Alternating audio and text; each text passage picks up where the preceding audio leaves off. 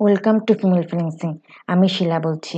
আজকে আমরা জানব গ্রাফিক্স ডিজাইনের ভবিষ্যৎ কেমন। গ্রাফিক ডিজাইন একটি সর্বদা পরিবর্তনশীল শিল্প। এমনকি গত 5 বছরে আমরা ব্যাপক পরিবর্তন দেখেছি।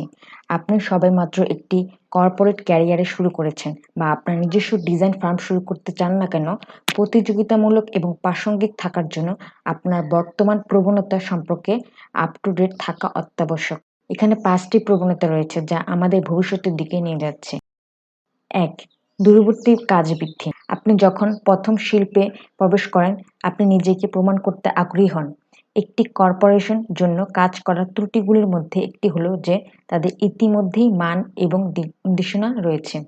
আপনি যদি তাদের একটি অনুসরণ না করেন, তাহলে আপনার সমস্যা পড়ার ঝুঁকি রয়েছে। যদিও তারা ট্রেন্ডে আপনার কাজ করতে চায়, তারা তাদের বেশিরভাগ ক্লায়েন্ট বা তাদের ব্যবসায়িক মডেলের জন্য যা জানে তা বাক্সের বাইরে খুব বেশি চিন্তা করতে চায় না। সৌভাগ্যবশত দূরবর্তী কাজ বিশ্বজুড়ে কোম্পানিগুলির দ্বারা আরও গ্রহণযোগ্য হয়ে উঠছে। একটি ডেস্কে বাঁধার পরিবর্তে কর্মীরা তাদের ল্যাপটপ বাড়িতে নিয়ে যাচ্ছে বা কফি শপ বা লাইব্রেরি বসে ডিজাইন করছে।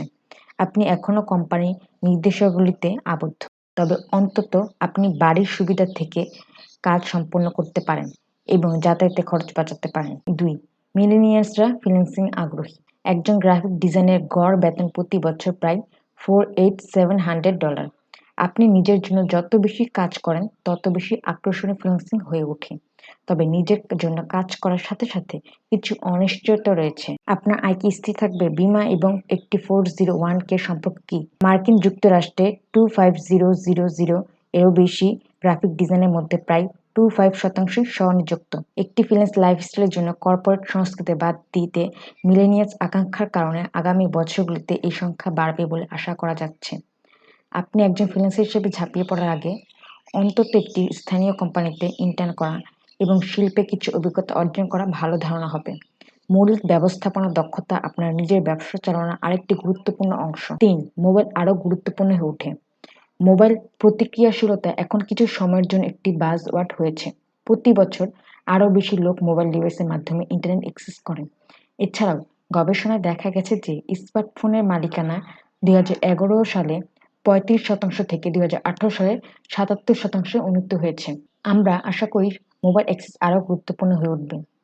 4. কৃত্রিম বুদ্ধিমত্তা ডিজাইনের ভবিষ্যৎকে আকার দেয়। প্রযুক্তির অগ্রগতির সাথে সাথে আমাদের আগের চেয়ে অনেক বেশি সরঞ্জাম রয়েছে। ডেটা বিশ্লেষণ করার জন্য সময় নেওয়া একটি ডিজাইন একটি ব্র্যান্ডের জন্য সবচেয়ে বেশি প্রভাব ফেলে। ডিজাইনাররা সৃজনশীল প্রচেষ্টায় কম সময় ব্যয় করে এবং কোনো বৈশিষ্ট্যগুলি ট্রাফিক বাড়াতে এবং সাইটের দর্শকদের গ্রাহকে রূপান্তরিত করতে কাজ করে তা খুঁজে বের করার জন্য আরও বেশি সময় ব্যয় করা প্রত্যাশা করুন। ডিজাইন কাজের প্রকৃতি গত 10 বছর ধরে ধীরে ধীরে পরিবর্তন হচ্ছে এবং এই প্রবণতা 2020-এর দশকে অব্যাহত থাকার সম্ভাবনা রয়েছে। ডিজাইনের জগৎটি সর্বদা পরিবর্তনশীল। বাজার প্রতি বছর মোবাইল ফোকাস এবং উদ্ভাবনী প্রবণতার দিকে চলে যাচ্ছে। প্রবণতার শীর্ষে থাকার সর্বোত্তম উপায় হলো আপনি যে ডিজাইনারদের পছন্দ করেন তাদের কাজ অধ্যয়ন করা। ভবিষ্যতে গ্রাফিক ডিজাইন কোথায় নিয়ে যায় তা দেখতে আকর্ষণীয় হবেন। আজকে আমরা জানলাম গ্রাফিক ডিজাইনের ভবিষ্যৎ কেমন। ফ্রিল্যান্সিং সম্পর্কে এরকম নির্ভরযোগ্য সঠিক তথ্য পেতে ফিমেল ফ্রিল্যান্সের সাথেই থাকুন। ধন্যবাদ।